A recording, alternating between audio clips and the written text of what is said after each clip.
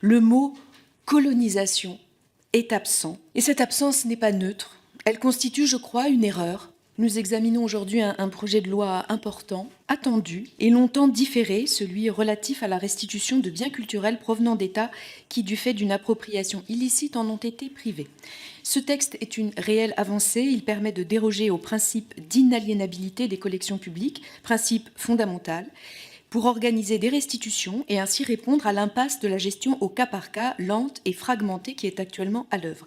C'est une avancée majeure qui nous fait passer d'une logique d'exception à une logique de cadre général. Ce troisième volet est donc très attendu. C'est une question de justice, de réparation et de réappropriation par les peuples anciennement colonisés d'œuvres importante pour leur patrimoine. Mais il porte en lui une contradiction majeure. Comment peut-on prétendre traiter de la restitution de biens spoliés sans jamais vraiment clairement nommer le contexte historique, ou en tout cas l'un des principaux contextes historiques dans lequel ces spoliations ont principalement eu lieu? Le mot colonisation est absent, et cette absence n'est pas neutre. Elle constitue, je crois, une erreur politique, une forme de continuité dans le déni d'une partie de notre histoire. Car de quoi parlons-nous? Non pas seulement d'objets mal acquis, mais d'artefacts arrachés dans un cadre de domination, de conquête, de violence systémique qu'est la colonisation. Refuser de nommer, c'est édulcorer, c'est dommage. C'est affaiblir la portée de la réparation que nous entendons engager. Nommer la colonisation, ce n'est pas faire œuvre de repentance, mais comme on l'entend parfois sur certains bancs, mais c'est nous permettre d'engager un travail sérieux, collectif sur notre passé commun, car ce passé est commun.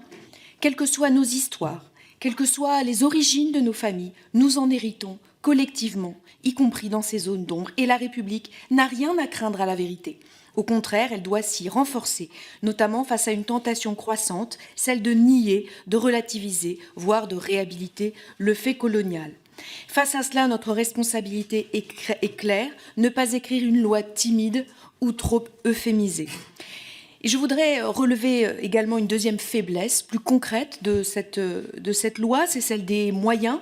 Ce texte crée des procédures, des instances, un cadre, mais il reste silencieux sur les moyens humains, financiers, scientifiques nécessaires pour le faire vivre. Or, la recherche de provenance est un travail long, exigeant, coûteux, qui nécessite des historiens, archivistes et des coopérations internationales.